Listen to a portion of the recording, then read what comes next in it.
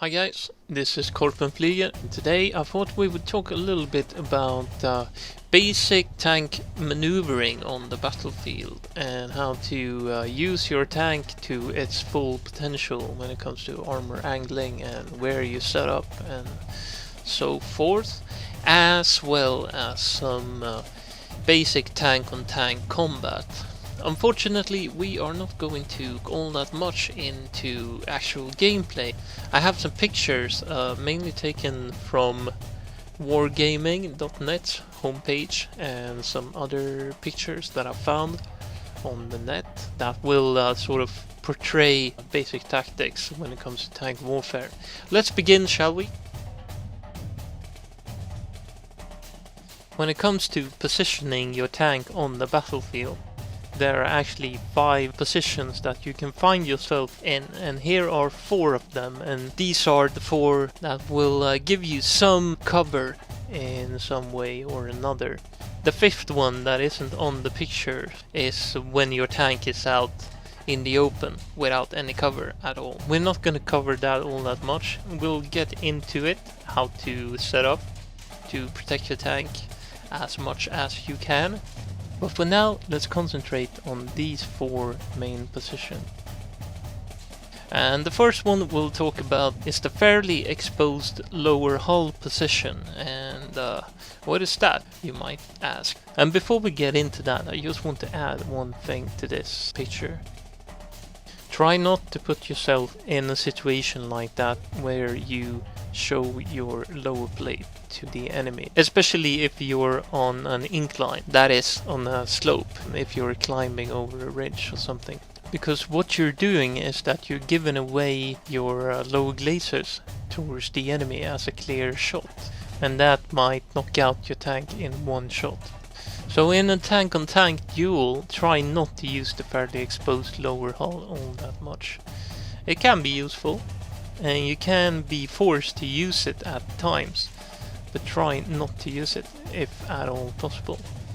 In a tank-on-tank duel, try to use the hull down and the turret down position as much as possible. The turret down position to observe the enemy and to see what the enemy does, and the hull down position is what you use when you want to fire at the enemy. Only creep up far enough up on the ridge so that you can depress your gun enough to fire on the enemy, and once you fire that shot, reverse down into cover so that you can set up in a hull down position once again as your reload timer ticks down. Obviously this will be affected by the reload timer on your tank and how fast it can reload. For example, if you're in a KV2, odds are that you will benefit to take cover behind hard cover.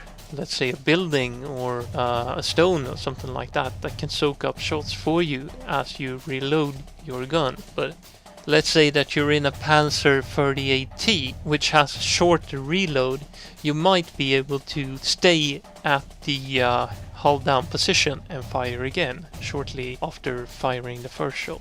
And the hide position is something that you use when you wish to observe what the enemy is doing and you don't want to give away your position before you strike. So that is a position of preparing for the engagement and perhaps even maneuvering within cover to gain access to an enemy's flank or a weak spot or something like that. That is something that you tend to use a lot, especially in realistic and simulator battles, not all that much in arcade. And when you're in a hull down position, let's say behind a rock or behind a sand wall or whatever kind of natural cover, it might also be a stone wall if you find a suitable position to secure cover for your hull. This is what you'll give away towards the enemy. Let's say that you're the Panther here and you're facing the Sherman tank. The Sherman tank can only fire at your turret, and the turret is basically the most protected part of the tank normally, whereas the hull tend to be a bit less protected, although that's really not the case. There's a lot of tanks that have superb protection on their hull, especially at the front. But you can see how the Sherman has a very small angle of engagement on your Panther, whereas you can choose wherever you want to fire at on the Sherman. From the ground below him, should you want to fire at that, to the commander's cupola on the top of the turret. So that gives you the upper hand automatically in the engagement, whereas he is forced to aim for a small target, and that makes it less likely that he will score a hit on you, whereas you might be better off. Now here's the picture showing a T-34-85 crossing a ridge, and T-34-85 observing that tank crossing that ridge and aiming for a shot at him. So this really shows you the situation that I was talking about earlier when I said that you should never try to cross a ridge when there's someone looking at you, because you really give them a prime target at your low glacis, and a shot penetrating at that angle will wreak havoc in your tank, and it most likely kill multiple crew members, if not everyone, or enough crew members to knock out your tank with one shot, and possibly even set the tank on fire so that you get stuck there on the ridge. So instead, seek an alternative route to the enemy. Try to flank around him or get to him in an other way than to cross the ridge to get the gun to bear on the enemy tank. Now here's the different position where the tank on the left has set himself up in a better position than in the previous picture. And why is this? Well, the next picture will show you exactly why. One thing is that the second tank, the T-34-85 on the flat piece of ground, can't elevate the gun enough to answer the fire should the tank on the high ground fire down on him. But there's some other mechanics to this, and it's a bit better explained in this picture. Here you see two level tanks that are facing each other in a head-on duel on level ground. They both have 120 millimeters of effective armor, and the armor is sloped at 60 degrees. Whereas in the bottom picture, it's not an even fight.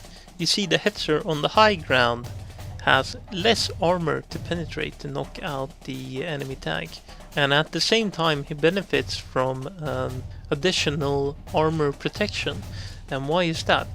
The answer is additional sloping on the upper glacis on the hull, and that comes simply because he's further up than the tank at the bottom, and that increases the effective armor on his sloped upper glacis on the tank, whereas the tank at the bottom decreases the sloping degree of the armor, because the tank on the top fires down into a sloping bit of armor, and thus negating the sloping of the armor with its own angle. Maybe this is a bit blurry for you, but look at the picture and maybe you'll get it. Basically what you need to know is that if you're on the high ground and you're firing down onto tanks that have sloped armor, you will negate the sloping of the armor by firing down into the sloped armor plate. So try to achieve this kind of beneficial position wherever you can. Make sure that you don't give away a clear shot at your low glacis on the tank, since the tank on the low ground will immediately aim for that weak spot and try to knock you out, because that's basically the only chance that tank has to knocking you out. Here you can see two pictures of a tiger. The one to the left is a tiger that hasn't angled its armor, and the enemy is directly at its front. And the one to the right has the tank slightly tilted towards the left. And what the picture shows you is that if you angle the tank slightly to the left, that is, you set up in a diamond position with your tank. If your tank has straight angles, and there's a lot of tanks in the game who has unsloped armor, the Panther 3, the Panther 4, the Cromwell, most of the British tanks, and most of the German tanks until tier 4, I believe. That's when they start to get sloped armor. And when you use these tanks, you can use this tactic to your benefit on the battlefield, especially when in a duel with another tank. You can obviously set up the tank like this to just protect yourself towards the point where you think that the enemies will show up.